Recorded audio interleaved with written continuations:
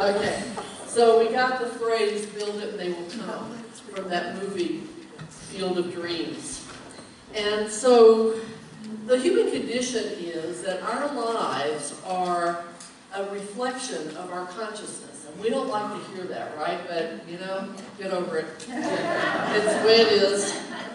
And whether it be of our conscious consciousness or our unconscious consciousness, that's the scary part. Because usually we're unconscious. So, our dreams come true on the level of our consciousness.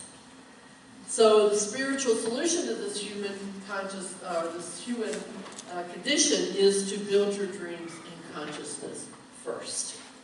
So, the desire of my heart, the dream of my heart, is that as a result of today's message, each one of us will be inspired to build our dreams in consciousness, knowing that as we do so, as we build it in consciousness first, then it will manifest in the world. It will come. So I want to invite you to do something that we did for quite a while back in 1998. And that is to take out this responsive reading. And Carolyn, would you come up with your hat and help me lead this, this reading?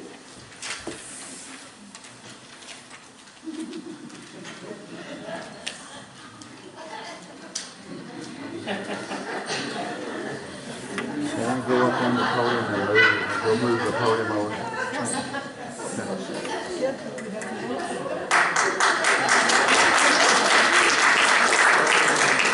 So I invite you to stand, okay? And we'll be the leader and we'll be the response. You can build your own field of dreams. You are the farmer. The field is your life.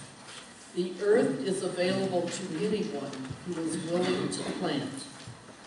I grow the crop of life through the thoughts I hold. I have access to the inner voice, but it is not one of reason or logic. My inner voice is one of guidance. Your inner guidance may not make sense to anyone else in the world, but it can help you recognize and nurture the thoughts that will produce your dream. These thoughts are my seeds, given to me from God in infinite number. You choose which thoughts to plant and how to care for them. You may nourish these seeds with water and delight in their sprouting, or you may neglect them and let the land turn fallow. When I begin to plant, I do not know exactly how the field will look when it is fully grown. Yet, when you believe in a power greater than yourself, you continue to nurture the earth, even while it remains bare. Faith tells you that something you cannot yet see is growing.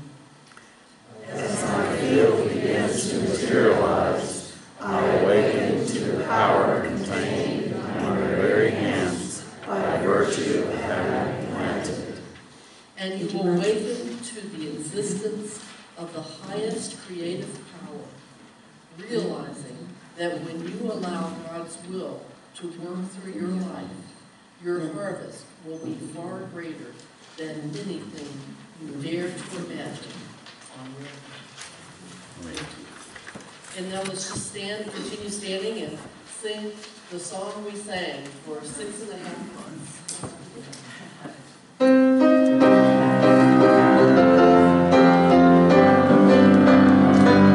There's a church within us, Lord. There's a church within us, Lord. Not a building but a soul, not a portion but a whole. There's a church within us,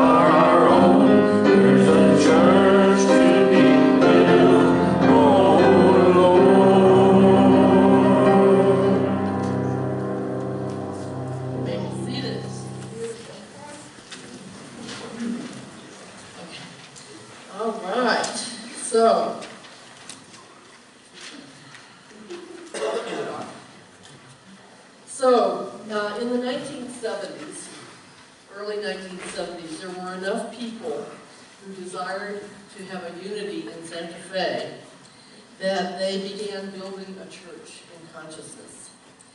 And on October 11th, 1977, enough people had held that in consciousness that unity in Santa Fe was incorporated and was accorded full member ministry status by the Association of Unity Churches.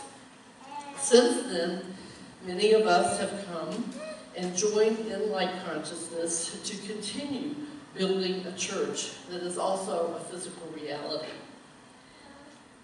So, before May 16th, 1999, 20 years ago, for over 30 years, Unity in Santa Fe had been the church on wheels. As we moved from one location, 4 different locations between 1977 and 1985. In early 1986, the ministry was down to 5 members and insufficient funds to continue. And so the doors were closed, and Unity Santa Fe no longer had Sunday services. Now I can tell you, this was a real concern to me when I moved to New Mexico in October of 1986 and called the number, which was the only reason I agreed to move here was because there was a Unity in Santa Fe.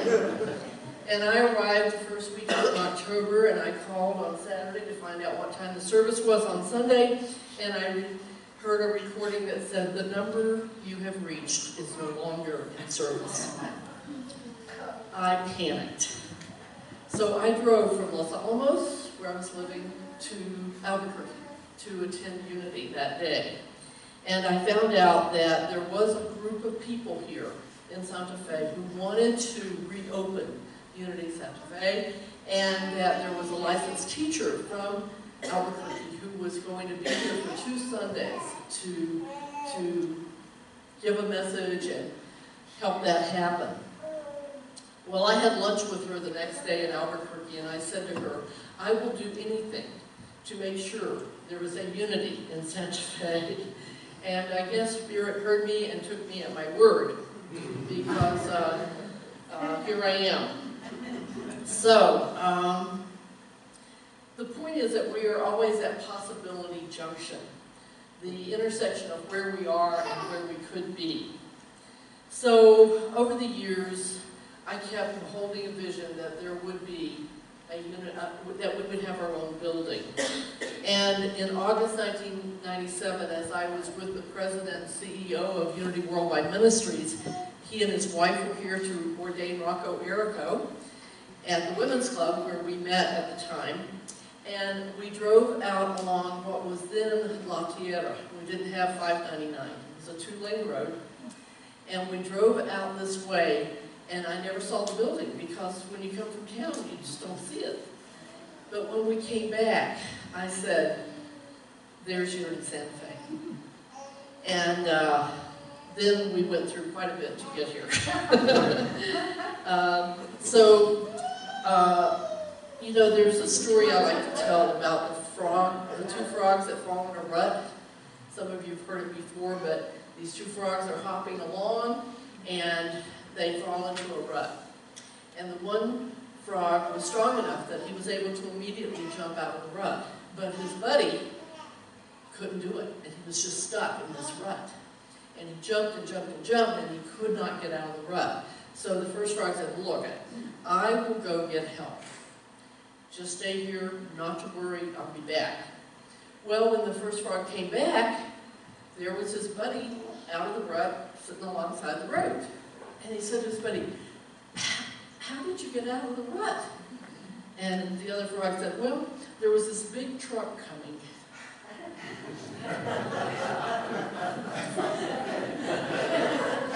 So sometimes we need a little incentive, right?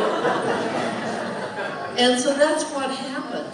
A few months later, this was August 77, a few months later, we were again at Possibility Junction because the board was saying to me, well, we don't need to move. We don't need our own home because you know, we got really cheap rent here at the women's club, and, you know, we're pretty comfortable here. You know how it is when you don't want to get out of your comfort zone? So what happened was, a few months later, the Santa Fe Women's Club was under contract to be sold. And we were being pushed out of the intersection, I believe by spirit. And there was only one thing to do. We had to leave where we were. And so that was a big enough truck that we began an earnest search for where we wanted to be, for our own church home. And so we were searching for a location, a building of our dreams. And that's when we began a concerted effort to build a field of energy in consciousness that would attract us to the building of our dreams. So the board appointed a church search team. I believe Carolyn and I were both on it. I know I was, and I believe Carolyn was, to look for a building to either rent or purchase so that we would have a home 24/7, not just on Sundays. We had choir practice on Thursday evenings at the Women's Club. And those were the only 2 times that we had the Women's Club. And then we had, after a couple of years, rented office space in the Pecos Trail office suites. So that's where our office was. So the church search team gathered, and they also asked us to look for land that might be available so that we could build our own building. And that's when the seeming miracles started happening, when we actually caught the vision of having our own home and were willing to go out and start looking for it. So we built a church. We built a church in the air, as the song said, and the miracles began to happen. I guess in December 1998, I met with the developer because Aldea was first being conceived as a community, okay? And there was nothing there at that point. And the developer said that he would give us land to build a church on. But it was going to be 10 years before they started developing the community with all the infrastructure and whatever. So we didn't just say, okay, we'll wait 10 years. So then suddenly somebody gave, asked for our brokerage account number so that they could transfer $25,000 in stock to our account. And so that was great. And because I had thought in order to have our own house, our own home, we were going to have a lot of bake sales and garage sales, you know? And so this was like, wow, money can come in different ways.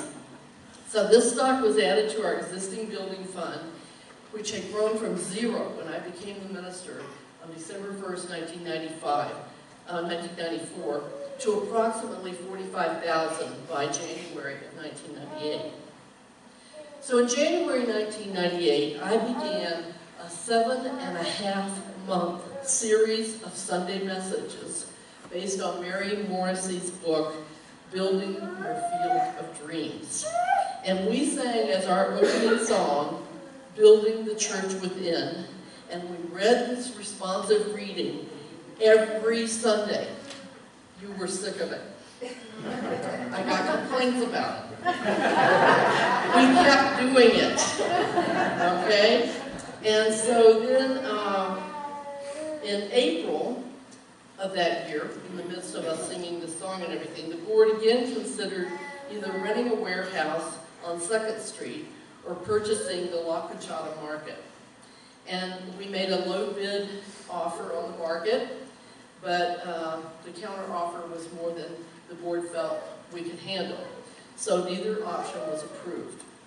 So we continued building our church in consciousness. On August 15th, 1998, I gave the last message, Cause for Celebration, based on Morrissey's book. And the message focused on the truth that it doesn't matter whether your dreams come true. And it doesn't matter why our dreams haven't come true. What matters is that we have had the courage and the wisdom and the willingness to dream. Because, she said, the magic is in the dreaming. the dreaming that builds a field of dreams, a field of energy in which we are the dream. And what matters is that what we have become as a result of the dreaming. So that was on August 15th. We did not have any idea where our church home was going to be. Nothing had been solidified. And on August 30th, we had an unusual Sunday service. We held our Sunday service in the dining room of the Santa Fe Women's Club. And the service consisted of a report by the board, how appropriate that Deb gave a report today, about our board's vision and our anticipated $25,000 budget deficit. And then we did a 45-minute visioning process, Michael Beckwith's visioning process, where we let Spirit reveal to us its vision of unity in Santa Fe. And then we had a church survey that we did, and we had a potluck. After the potluck, an anonymous one of you pulled me aside and said that you plan to give the church $25,000 in October, this was the end of August, when a piece of property would go to closing, being sold. So that following Sunday, the same one of you pulled me aside and said, we need to talk. So we went to dinner. And on the way to dinner, I brought this person to see this building. It was the La Cuchara Market. And this person agreed that, wow, this would work as a church home. You know, we looked through the windows and all that. And we went to dinner at Tiny's. I'll never forget this. I'll never forget this. We went to dinner at Tiny's, and the person said, we've reconsidered our decision to give $25,000 to the church. And my negative self said, oh, well, easy come, easy go, you know, whatever. And the next thing they said, we want to give a gift of $100,000 instead of $25,000. Like I said, the miracles started happening. And that was the night I realized how inadequate the words thank you can seem. Okay? The following evening, the Board of Trustees, Carol was on the board at the time. I think you were vice president at the time. And we voted to make an offer on the La Cuchara Market. I had already arranged for a real estate agent to show up at the meeting. And we talked about the fact that we needed to, I mentioned the fact that we needed to tithe. So if we're going to get $100,000, we need to tithe $10,000 of that. And after the meeting, a person on the board came to me and just said, you know, that's ridiculous. We cannot afford to tithe $10,000. We are barely making ends meet. We're looking at a $25,000 deficit this year. And I said, well, I tell you what, I'll call the donor, and if it's a restricted donation, we can only do with it what the donor says we can do. And I'll ask the donor what to do. So the next morning I called the donor and I said, we need to decide whether or not we can tithe on this $100,000. And the donor said, well, of course we'll tithe on the $100,000. That's what we teach. So that solved that problem. So we made the commitment to tithe $10,000. We're going to tithe it to Gerard's House, which was it still is a wonderful nonprofit here in town. So a few days later was World Day of Prayer. And this same donor came up to me and handed me an envelope. And in the envelope was a check for $25,000, which he or she said will be in addition to the $100,000, and it'll take care of the tithe. Okay? So we were able to present a check on October 11th, 1999 to Gerard's House for $12,500 to help them build their house of dreams, or Gerard's House of their dreams. And then we got another $10,000 from the donor. So we continued building this church in dreams. And then, what happened? I think I messed up my notes. Oh, no, I'm on track. So then, because there was an offer in on the building by a commercial, a real estate office, and they wanted to rezone the land to commercial property. And the city disapproved the zoning change request. And I have to tell you that I had said to the person, Ike Pino, some of you know Ike Pino, he was Debbie's brother. You know, Debbie Happens' brother. She was the mayor for a while. If you were here, you know what Debbie Happens means. Anyway, I had said to Ike, well, you know, we were hoping to get that building for our church. And he said, well, we're going to get it rezoned. It's going to be a real estate office. And I said, well, I guess we'll see how that works out. And so the city disapproved their zoning request. And they appealed it, and whatever happened, they still did not get the zoning request. So we were the only game in town to buy that wanted this building, and we got it. And so a lot more detail than I have time to tell you, but basically none of the banks in Santa Fe would support us. They all wanted like a $10,000 balloon payment at the end of a year, which we didn't think we'd have. There was, the interest rates were, I mean, then a residential interest rate was 8%. So a commercial loan was even more than that. So I had been part of Los Alamos National Bank, which was not in Santa Fe at the time, for 13 years. And so I said, well, if anybody can do it, LAMB can do it. So Carolyn and Mary Cummins and I met with the president and CEO of the bank, Bill Linlow, and that I knew that if anybody could do a better deal for us, it was him. Now, what I didn't know was the building was in foreclosure.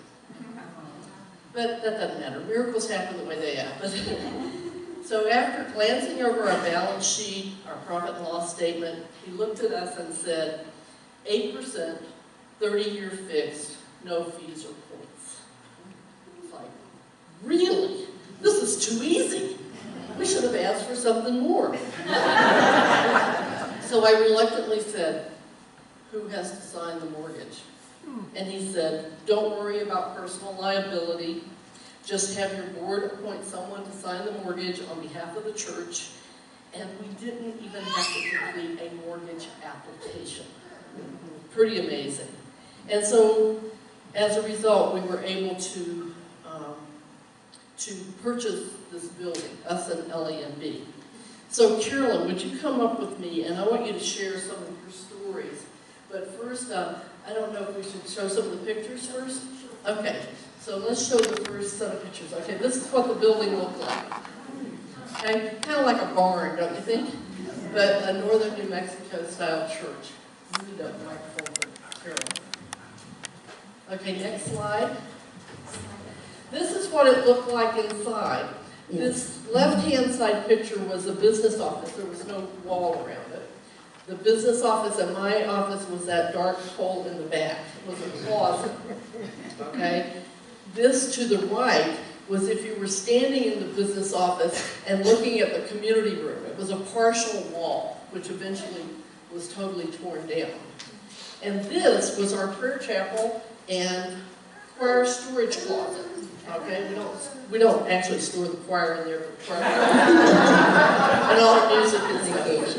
So that's what they looked like. This was what we had to actually, didn't we raise this, Carolyn? How the whole thing was changed. Right. So the skylights were much lower down. So we raised those, but that's the color. So I hope you appreciate this wonderful plaster that we have. And then that's a community room. Yes. See where the window was? We had these swinging doors that opened out. Okay, next. And this is just some of the people that were working and building the walls and doing all that stuff that we had to do. And this was the result. So Carolyn, tell some of your stories. Okay. Well, when I came, to New Mexico, we were meeting at the Women's Club, and I was excited to be there. And I was there only a few weeks when they found out the place was for sale and that they had a buyer. And I got to know Brendalyn a little bit, and I said to her, what's going to happen? Brendalyn had a vision. She was determined that we would have our own church home. I got very excited about this because, you know, I knew it could happen. And she wouldn't let it go. We found this building. I loved it. I thought it was great. And I realized we needed three things: an architect, a general contractor, and money. Well, the architect turned out to be a great guy, and he did the plans pro bono, no cost. I volunteered to be the general contractor because I had done a number of renovations with my partner back in Washington, D.C., and I thought this would be a very reasonable renovation. And then, an anonymous donor made sufficient funds available, as Brendalyn has said, to get us off the ground. So we really got excited. Now, I told this story to a friend of mine who was attending a large New Thought church, and she said, well, you can't buy a church. You're way too small. And we were a small group. And I said to her, and the words just came, no, we can't, but God can. Well, with Brendalyn's vision and lots of excitement, we did. Now, some interesting things happened during the renovation, and one of them I will share with you. I went to the inspector at the city, and he was a really nice guy, the building inspector, and I said, look, we're a small church, we have nowhere to meet, and I wonder if we could put the permit in and start the demolition inside before the permit is ready, because it takes a while to get a permit. And as long as it's in process, would that be okay? And he said, yes. So I was all excited, and I hired a great head carpenter and some subs, and people just came forward. It was wonderful. So anyway, we were here one day, we were tearing things out and getting things done, and all of a sudden this gentleman came in. He was in uniform, and he was the inspector from the county, and he said, what are you doing? You don't have a permit. And I said, well, let me tell you, we're working with the city, and the inspector has given us permission to do work on the inside. He said, you're not in the city, you're in the county.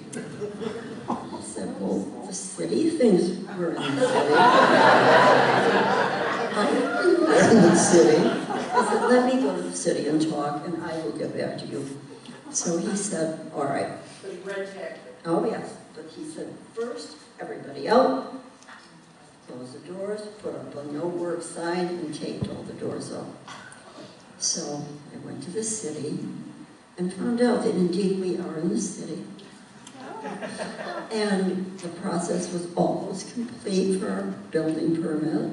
So I went over to the county offices and I said, I'd like to speak to the building inspector because we are in the city, and I know he was in there. He would not come out. So I came back to the building, ripped off the tape, took down the sign, called the subs and the lead carpenter and said, come on back tomorrow morning. And they did. So that was one scary thing that got completed. As time went on, we had a group of wonderful volunteers from our community. Richard Gutierrez was a big help. Richard, you take a bow. And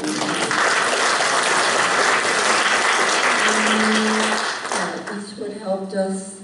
There were lots of people that, Elder Taylor was a great help. He's moved to Maine. And Gene Hasselbauer, who has passed away, but he was a tremendous help. We had a great group, and it was a great, fun project. Well, the outcome is that in 6.5 months, we turned the northern New Mexico deli into a beautiful little church. And it has just been a joy to work on this project. And we brought it in for $80,000, which the architect said was a miracle. Now, thereafter, Brendalyn, still visioning, stepped forward and initiated the project to do the addition. So we hired a builder with whom I worked, and he was great. But he brought his crew. It was a much easier job. He brought his crew. We had plans drawn. The estimated cost was $350,000 for the new construction. The addition. New construction is the addition. Yeah, that's our classrooms at our bell tower. And I just want to say that it was an honor and a privilege to be part of this exciting, exciting project, and an honor to be a member of Unity Santa Fe in our own church home.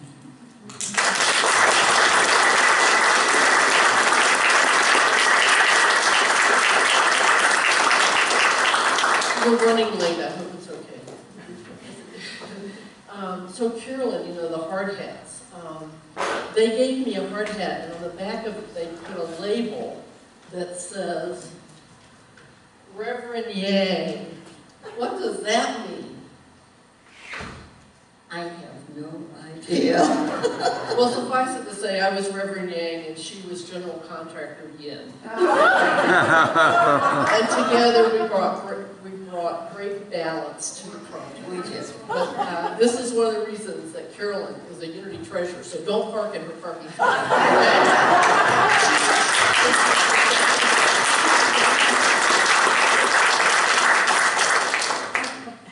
Okay, thank you, dear Carolyn. Thank you. Thank you, Will. Okay, so I just wanted you to know the story, because most of you weren't here then. But we built it, and they came. And you can build whatever your dreams are, if you build it in consciousness first. So rather than taking a long time for a meditation, I invite us to just turn within for a few moments.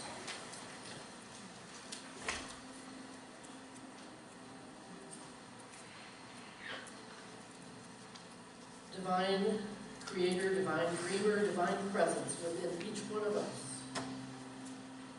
We give thanks that together we have built and continue to build our individual field of dreams, as well as the spiritual community of our dreams. We give thanks that together we co-create with you and with one another. And as we do, we reap dreams far greater than anything we could do alone. And so let's just feel that gratitude for a few moments. Allow it to fill our hearts to overflowing. In silence.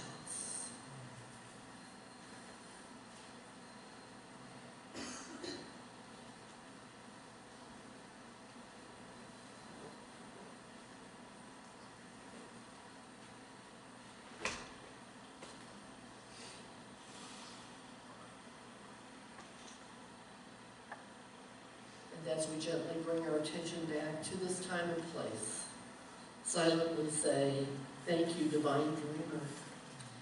Thank you, thank you, thank you for the wisdom to build it in consciousness first, knowing that as we do, it and they will come.